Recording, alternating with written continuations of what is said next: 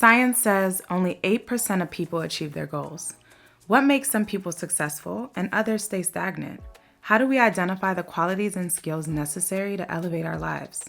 Well, that's what I want to talk about. That's what my energy is all about. My goal is to help inspire people to be their best selves.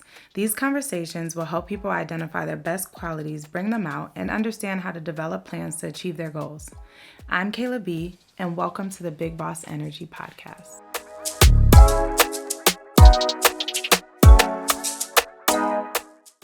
Hey y'all, what's up? It's your girl Kayla B, and we are back with another episode of Big Boss Energy, and we got another boss, a real Atlanta boss in the building today. I'm so excited to introduce my next guest. But before we get started, I want to tell you guys about the beauty industry, because right now the beauty industry is a $500 billion industry. That is the market cap on the beauty industry. So if you're looking to really amplify your skills, start some businesses, today's guest is really about to tell you how you can go ahead and scale.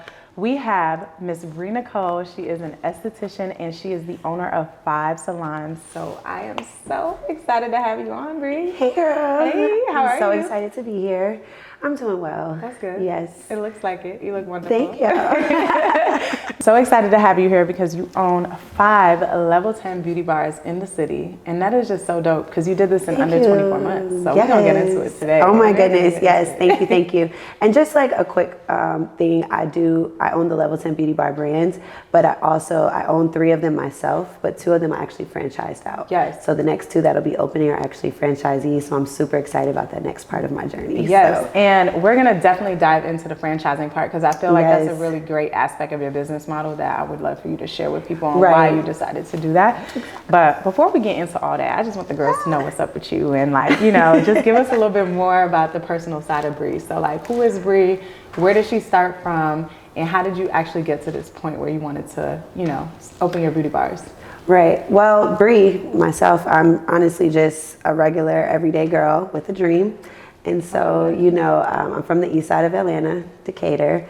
I'm super proud to have opened beauty bars in my city. Mm-hmm. I've always been super interested in the beauty industry, but my journey didn't really start out in the beauty industry, So pretty much same thing out here hustling, trying different things, trying to make some things stick. And, when you just honestly, have a strong work ethic, something's bound to work out for you. So, teacher. Went to school, went to college, I became a teacher, and that just wasn't my passion, that wasn't my dream, and I wanted to make some more money. Right. How much were you making as a teacher, if you don't mind me asking? Girl. No shade to the teachers. $37,000 a year, starting out salary as a new teacher in DeKalb County schools. Right. Teachers need a lot more credit. I feel like people really don't understand what they put up with and what they deal with because you're responsible for enabling somebody's child, raising them part-time. And they're like one of the lowest paid professions. Literally. Exactly. And honestly, too, not only am I dealing with someone's child, I'm dealing with their parents. Ooh. And it's no shade to the parents out there, but you guys are more difficult than the actual kids. And I didn't get paid enough for that. Yeah. So. No, I feel you. So when did you make that conscious decision to realize, okay, financially, this is just not making sense for me. I need something different. Honestly, it was just when I couldn't do things when I wanted to do it. Mm-hmm. So it's like, this was a little before, Instagram was around, social media, but that's when it was just regular. It wasn't how it is today. Yeah. But honestly, it's like, I have a career and I'm sleeping on my mama's couch.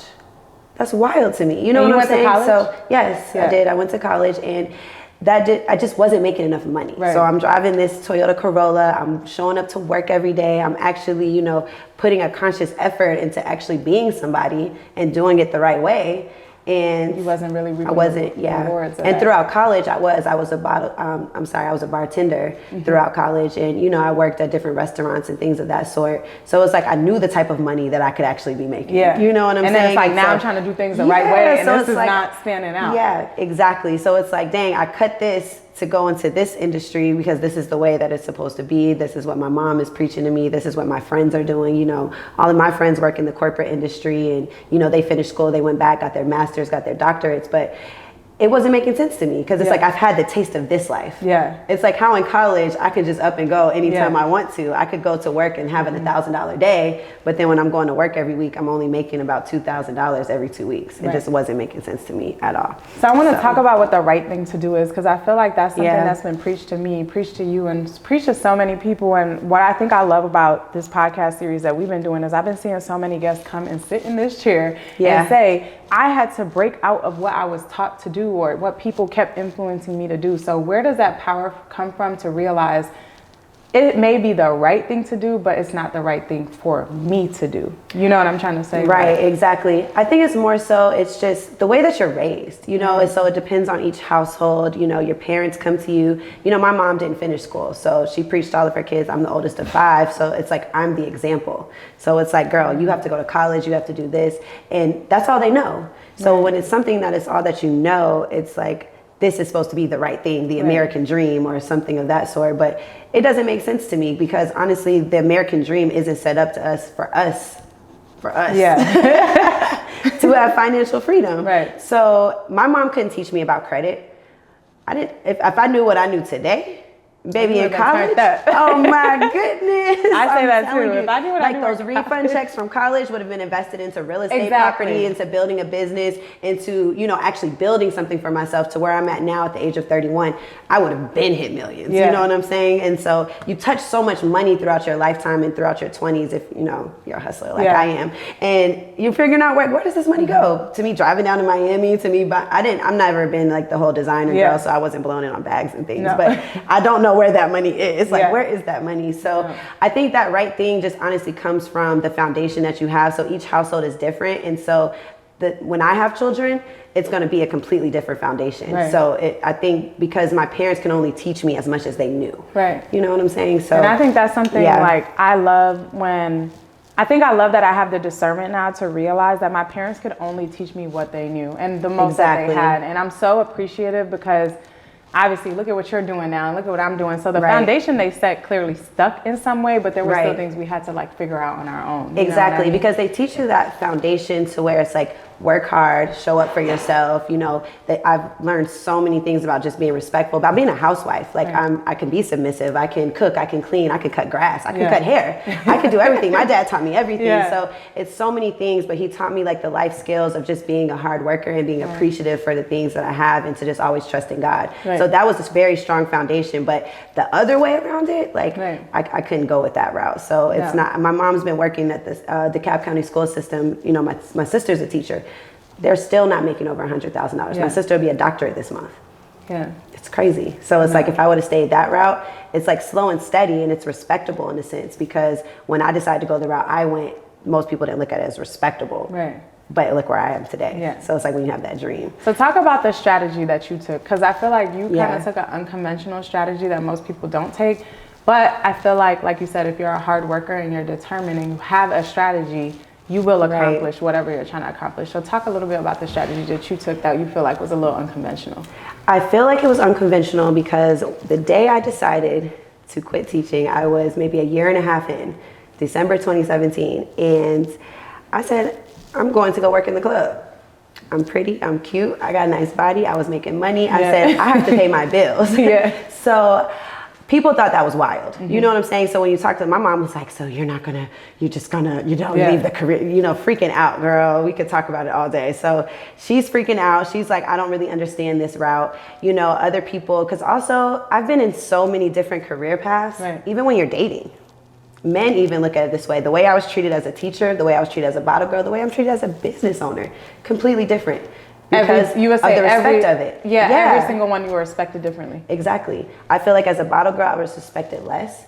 I feel like I was desired more, but I was respected less. Because it's like, this girl's outside, she's cute, we get to see her, she has this access. But the way that I treated myself in that field was completely different than how I treated myself as a teacher. When you're a teacher, they're like, oh, she has a career, she's this. But even the guys you attract. And then as a business owner, it's like I've decided to elevate myself into a different tax bracket to where I can attract the type of guy I see for myself. Because it's really, honestly, I'm gonna do for me. So it's like reciprocated energy here. But I feel like with that unconventional route, it was more so, you have to pay your bills. So I know in this whole, entrepreneur world, we get on Instagram and we think I can just pop off and make a reel and, I might make $100 million next month. It's not like that. Yeah. It's truly not. I've been in business for 6 years. Yeah. So granted, yes, you guys might see this today. You might see the level 10 beauty bars that I've built in this time, but it was a long and slow process. Right. So you can't just quit your job. I tell people this all the time.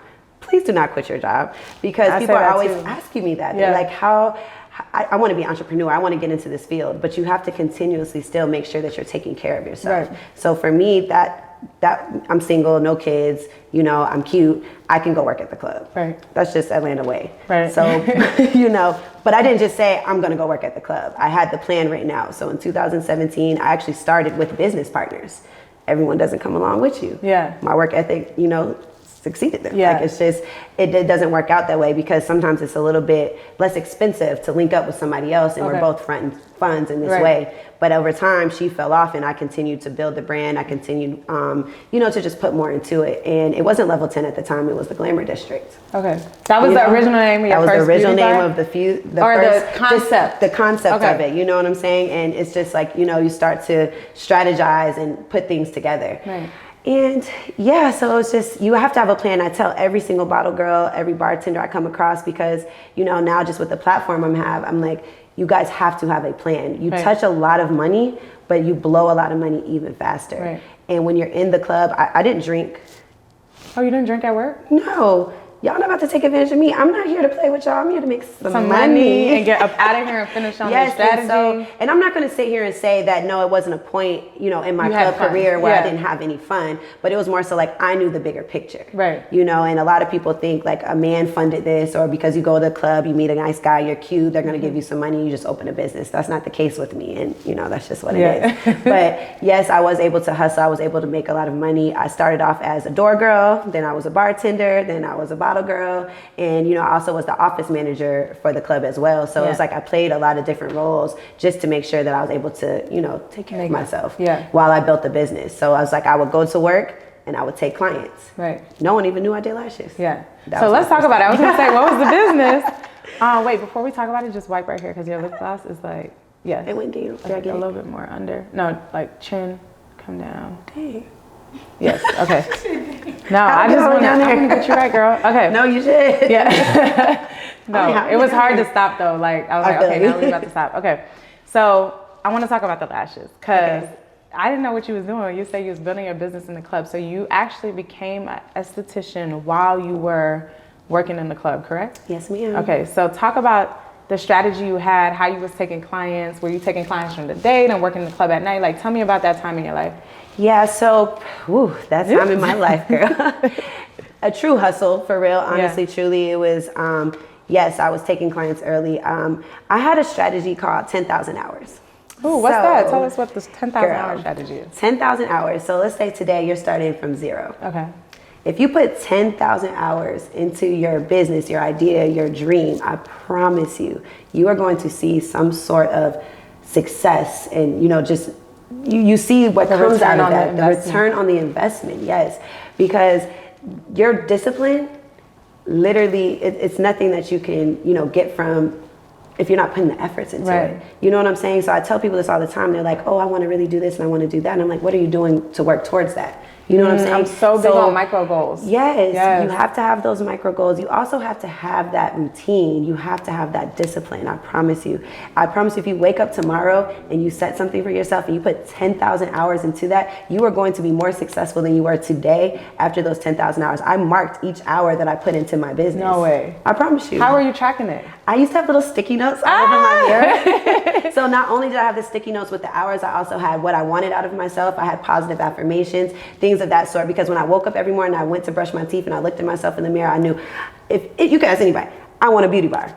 Right there, big, right across the thing. Anyone you could talk to me, I'm gonna have a beauty bar, beauty bar, beauty bar, beauty bar. Yeah. So it was like, in bringing things to life like that? I do believe in bringing things to life that way. I believe that, of course, along with your affirmations, you have to have prayer. You have to have, God leading you in those steps. So, as I'm just getting closer in my spiritual journey, it's like I realized how God has placed me in every little thing that I needed from that, along with me, putting those affirmations out there, speaking positivity over those things. And of course, the 10,000 hours. I wouldn't go home some days until I passed out 250 business cards. Where would you go? To the mall, to networking events. I literally, because this was pre-COVID, so you guys know, so people were out and, you know, just different things. And now if you know me, I'm digitally dropping, when I walk into those networking events, I'm dropping my business card to everywhere I'm going into. Yeah. People are gonna know about me and what I got going on, because you can't be embarrassed of your brand.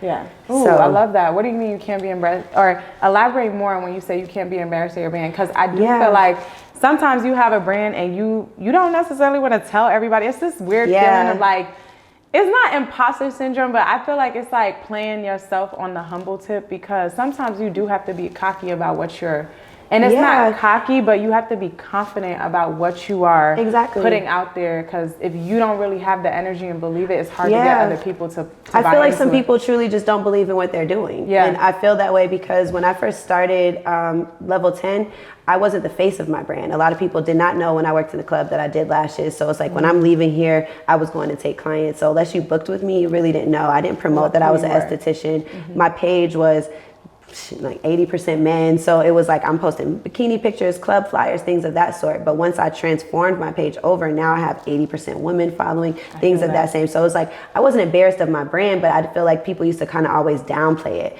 And when people start to downplay things, they're like, oh, you're just a little lash tech, or you kind of get in your head of that sort. It's like, dang. And I felt like I was embarrassed, but once I started putting myself on the forefront and I was like not scared to tell people like, yes, I do lashes and I do them well. And I also am an esthetician, and I will bring you into the salon, we will get you here. And that also helps, you know, bring more clientele to you and help scale your business higher. And I tell people that all the time. I talk to some girls and they just don't really know. They're like, oh, I started like a little lingerie. Are you embarrassed of the lingerie company? Because you're not telling me the thing. You don't want to, you know, let people know about what's going on. So when you walk into those networking events, don't sit with the people that you came with, because there's a key to networking.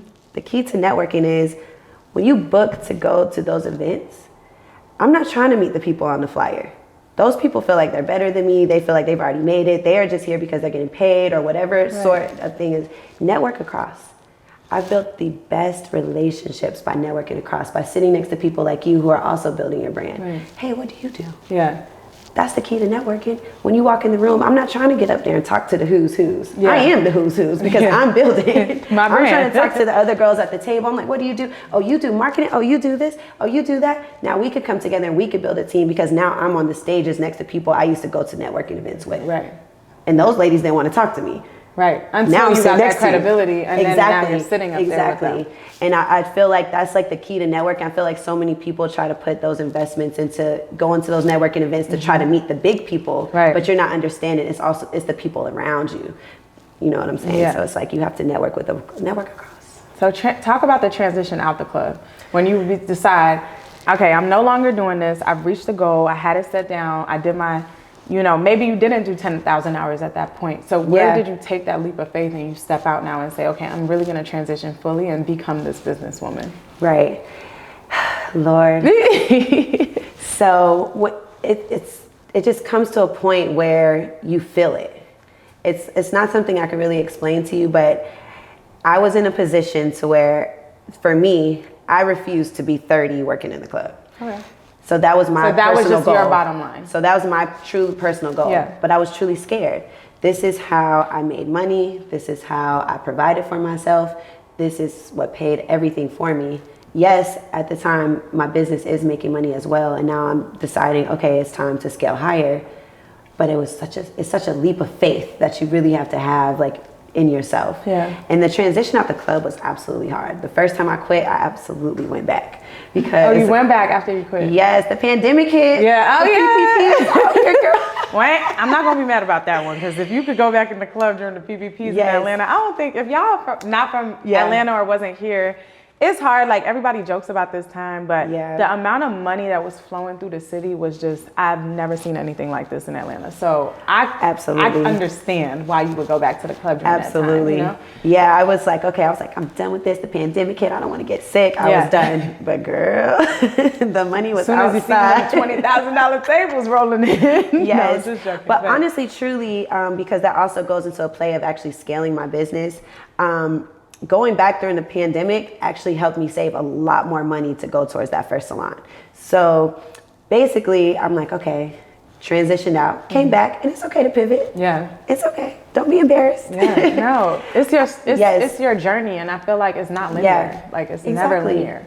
And because a lot of people find these type of professions, especially when you work in nightlife, some people are embarrassed by it and some people embrace it.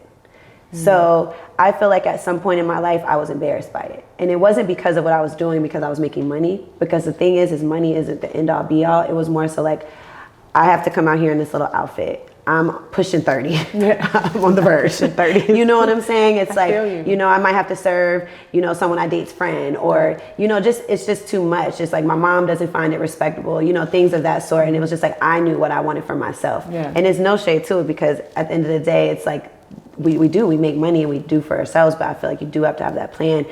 But transitioning out was super, super hard. But you want to know something? Right. Tell us. It was so hard for me to literally cut that tie with the club. And I'm talking to a commercial real estate agent at this time, and it was just no after no after no after no. When you were trying to get the first I'm trying to get the first beauty bar. I'm like, okay, I've saved enough money, because that's my journey. I didn't do personal funding, which I highly, highly regret. Because I feel like you should use other people's money when doing a business. But at the time I wasn't knowledgeable. Right. So I did what I knew, and that was to save money. Yeah. And I'm like, okay, girl, we got the money. Let's do something. It was no after no after no. At this point, I'm not working in the club, but I won't cut ties with the club. I'm in the group chats. I'm checking up. I'm seeing what's going on. Feel like one foot in, one foot out. Like, in case this money comes, I can just say I'm picking up a shift tonight. Yes. Exactly. And literally in September of 2021, I left the group chat. I just woke up one day, I prayed about it. I left the group chat. A week later, you got the beauty bar. And this beauty bar came so unconventional. My friend just drove by, she called it. It wasn't even like a whole thing with my realtor. I just called my realtor and I was like, she just sent me the information. She sent me application. What do I do? Yeah. I filled it out and she was like, I don't really know how this is gonna go. And he was like, love it. Yeah. Okay, great. Yeah. And so literally a week later, after a year of putting in that search, as soon as I cut ties with something that no longer suited me, I was able to open up my next chapter of my life. Right. And you want to know something? In 2 months, I was turning 30. Ooh, I love that. So do you feel like God is only gonna really align something once you fully trust him to give it to you? Absolutely. I really believe that. I absolutely believe that. It's like I put my full faith in him. I literally cut ties with my main source of income, because at the time, yes, I do have the clientele. I had built from 2017 to 2021 a very nice clientele. I'm making enough money. I'm doing courses, I'm doing classes. So yes, I'm making money, but it was still that fear. Right. And he absolutely aligned me. He said, you did not want to work in the club past 30. He said, you completely cut ties and trusted me in the journey that I had for you. And now I'm rewarding you with something. Right. And so in 2 months, I threw that beauty bar up, baby. Right. And what was that like? Actually, because it's one thing to dream about something, but then when it's time to execute and operate on it, there's definitely challenges. There's things that pop up. Things just go left sometimes. And you really have to have the perseverance, I feel like, as an individual, to know that even on a good day, even if your dreams are coming true, there will be obstacles that you're presented with along the way. And the obstacles that I am presented with as a beauty bar owner is insane. And honestly, putting together a beauty bar, like running and operating one, the main thing is going to be employees.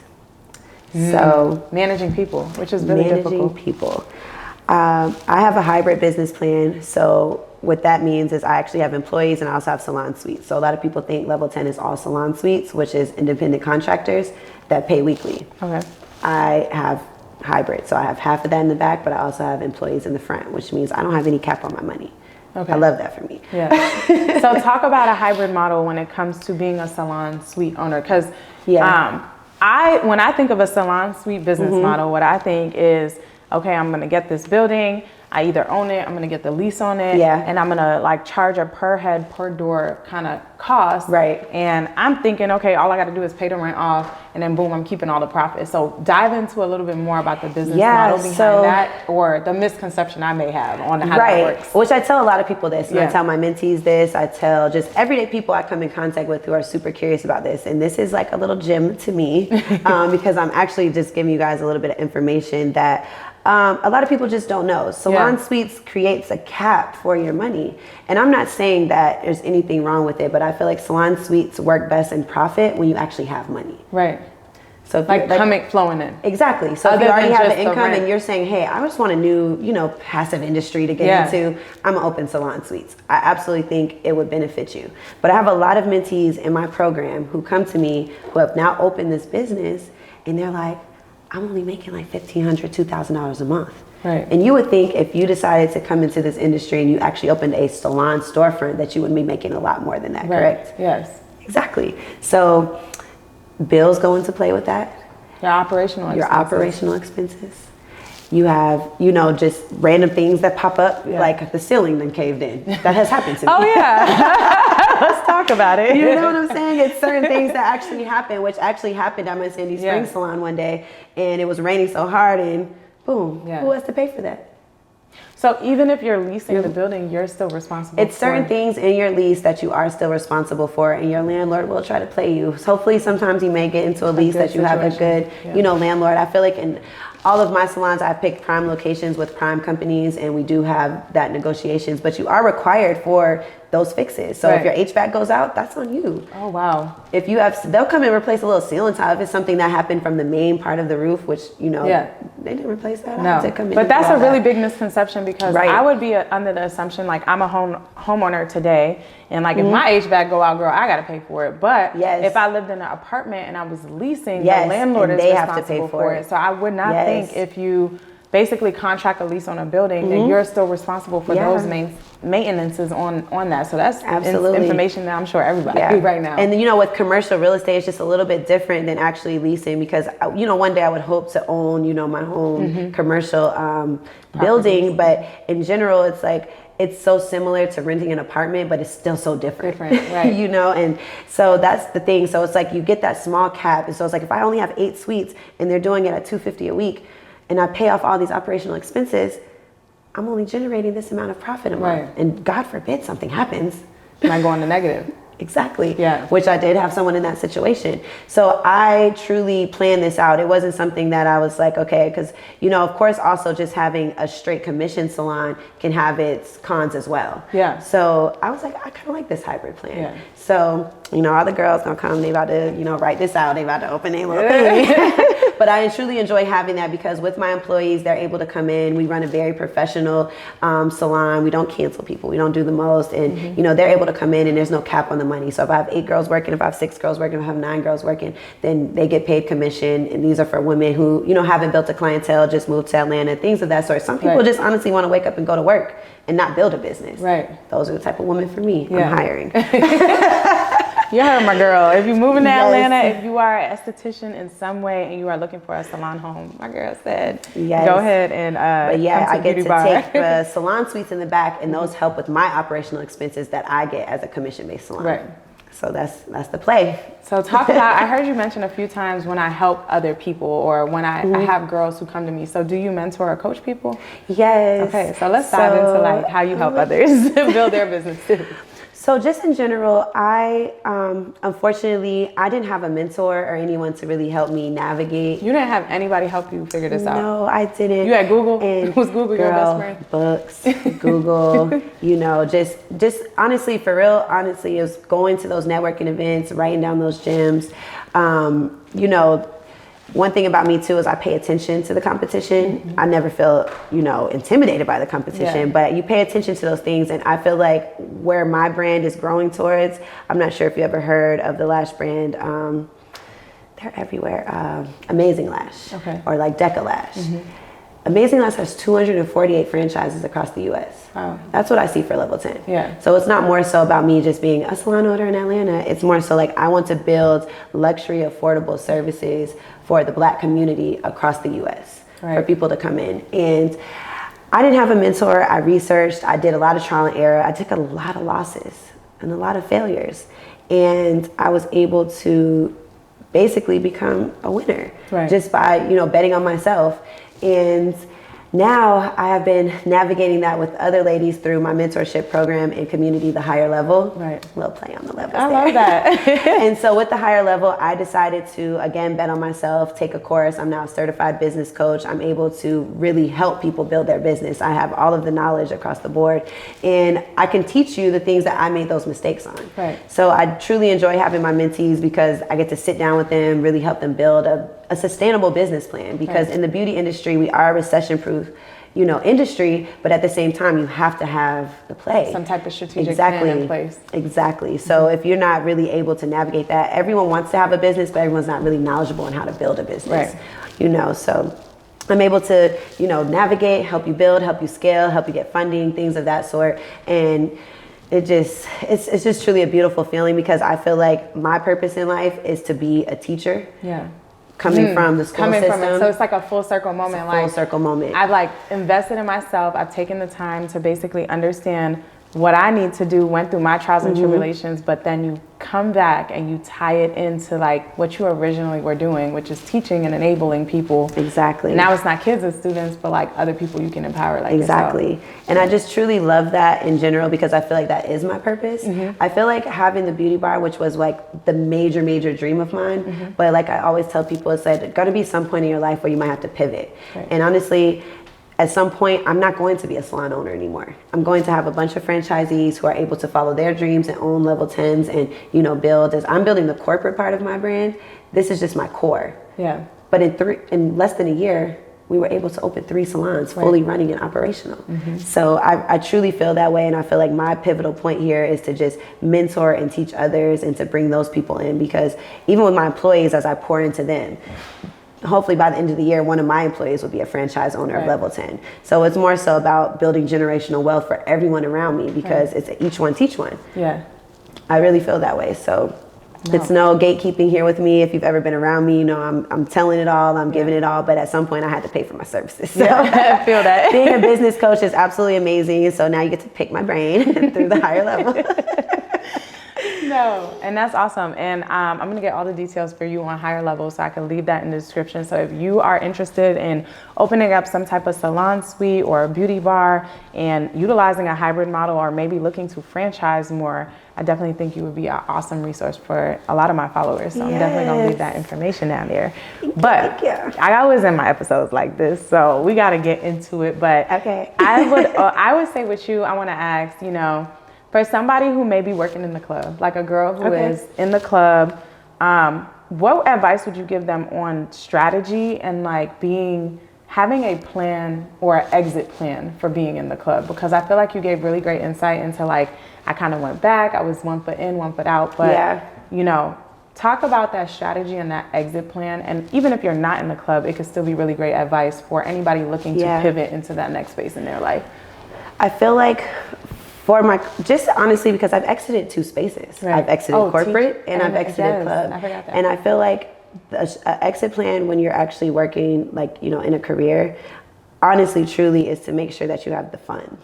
I feel like a lot of people jump into things a little bit too quickly. Right. And this is strictly just for my corporate girls. I talk to a lot of women who are I just want to quit my job today. Right. So I feel like having the funds and having that business plan, and you truly write everything down.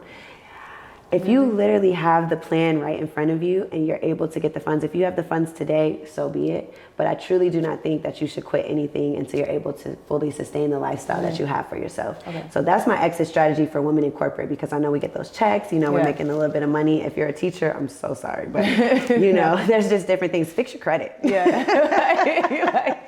Get some capital. Seriously. And I truly feel that way, and just putting in small steps towards that goal every single day. And for my girls in the club, because it's so different. And I feel that way because we touch a lot of money very, very fast. Yeah.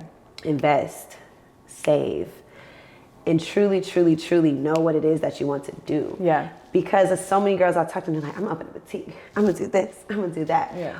Put your best foot forward. Yeah, and actually just do it. And actually just do it, because the thing is you're actually making that money. I've watched girls around me blow a lot of money. And granted, I don't know how the club scene is these days, but we have those days where it's so slow, and we have those days where it's so up. Yeah. But if you literally know exactly what it is you want to do, connect with somebody, you truly cannot get lost in the lifestyle. And that's my biggest advice, because when you're in that life and you get lost in that lifestyle, it's going to be so hard to pull yourself out of it. Right. Surround yourself with like-minded women. Right. So that was a thing for me. Yes, I do. I had my fun friends and I had my club friends, but I had women around me who were still like, Brianna, You need to, yeah. Because they would see when I, like I said, I wasn't always on the straight and narrow. I wasn't just this disciplined ass, you know? So it's not like I was just like, oh. Because I just started maybe about a year ago waking up at 5:30 every day. So my routine is a lot different these days. But, you know, I have women around me. Surround yourself with like-minded women. Be intentional. Right. So it's like when you're intentional with what it is you want to do, that is going to be your exit strategy. So honestly, the only thing really holding you back is yourself. Love that. Truly, because it's like, honestly, building a business takes more discipline than money. Agreed. 100% agreed. You know what I'm saying? I think it's a lot of discipline and consistency. Yeah, that's what really builds your business. That's what helps you make money. I promise you, I've seen people do it. Yeah. You know what I'm saying? Start with $0 and, you know, they're being so consistent with their content, just talking, just doing whatever. And it's like, that's what I said, it takes more discipline than it does money, because people are always just like, oh, I don't have money, I don't have time. Yeah. You gotta find There's 24 hours in the day. You know, and I mean, I don't have kids, and you know, all the little blessings out there are amazing, but I have a friend who's a new mom. She built a business for moms from scratch, and today, her 10,000 hours is paying off. And she's a mom. Yeah. You know what I'm saying? So I know those are excuses. So I also feel like people put a lot of excuses into their life, and they don't really put the work into it. And so I used to be one of those type of women, you know, just lollygagging, doing this, you know, and even some days just being as an entrepreneur today and just running these beauty bars, it's days where I shut down. And so we all have those days, but at the end of the day, I'm always in my routine. I'm always on my discipline. I've put things in place to make sure that things continuously work and grow.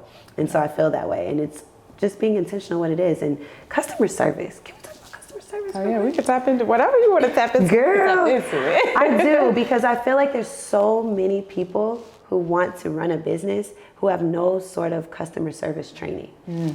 They don't. And Atlanta is terrible. Let me tell y'all something. I got a message for every salon owner, every person that I've sat in your chair, or there are so many people who I've booked one time.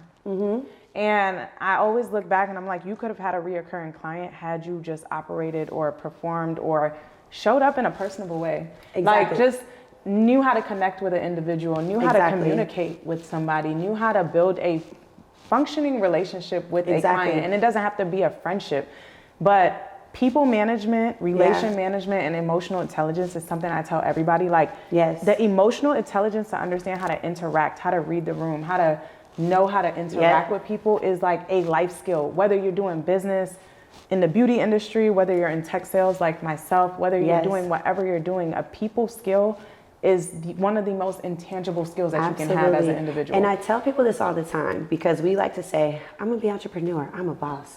The client is my boss. Right. I literally tell people that. I said, when you start treating the client as your boss, without a client, you're making $0. Right. If no one's buying into your brand, you're making $0. Customer service is how I grew a clientele today. I literally was never the best lash tech. I wasn't the celebrity girl. I didn't have the Aries in my chairs. You know what I'm saying? So many people try to play into that, but it's like your skill set sometimes doesn't even have to be all the way up to par when you have a good customer service relationship. That will always surpass somebody's. Exactly. Because I've had people come in and, you know, we don't cancel people. We're not trying to be rude. We're not going to do that. Like, we literally build relationships. We're going to sit here. If you have an issue, we're going to hear you out. We're going to offer you discounts. We're going to show up. We're going to show up for the people who spend their money with us. And even not today as just us, just with me. I'm just grateful for every single person who walks through the door and who has ever walked through any door that I've had, because you could have picked anyone else. Like you said, we're a $500 billion industry. Lashes in itself is just, you know, that's probably about, you know what I'm saying? Just a cut of that. And in general, it's just like the client is your boss. If you cannot treat, you know what I'm saying? You won't have no money coming in. Schedule. So it just really, really mind blows me with people's customer service skills and the way that they want to build and scale a brand, but they can't even show up for the people who spend their money with them. Relationships is how you actually build money. I mean, not money. Can we scratch that? No. Relationships is actually how you build a brand. So it's better to, you know, be with that than to, you know, just write it off that way. And I tell people that all the time. So that's going to be your absolute, you know, amazing exit strategy as well, because no matter what you're doing, you can apply those same skills. So even if you're working in corporate, you're able to apply that to your business. If you're working in the club, even your customer service there.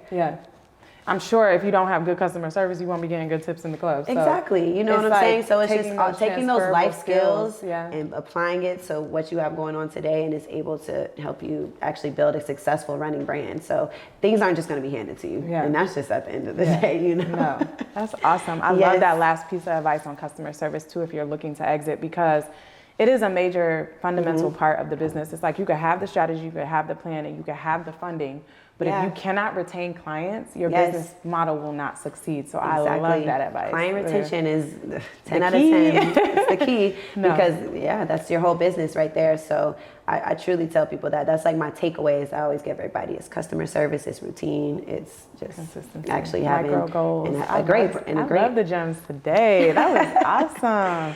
No, I love that. Thank you for coming through the Big Boss Energy podcast. Bree just dropped some gems, y'all. I'm going to leave all her stuff below. You want to tell them your socials? Yeah, so my Instagram is going to be at bre.nicole, bre.nicole. My TikTok is the bre.nicole. And pretty much you can find me anywhere. Level 10 Beauty Bar. It's spelled LVLX Beauty Bar. Check us out. We are servicing all metro points of Atlanta. So awesome. Well, thank you so much for coming and I love that you came through and dropped these gems for us today. Yes, thank you so much for having me. I truly enjoyed it, and I love everything that you're doing. Thank you. Ooh, that was a good episode.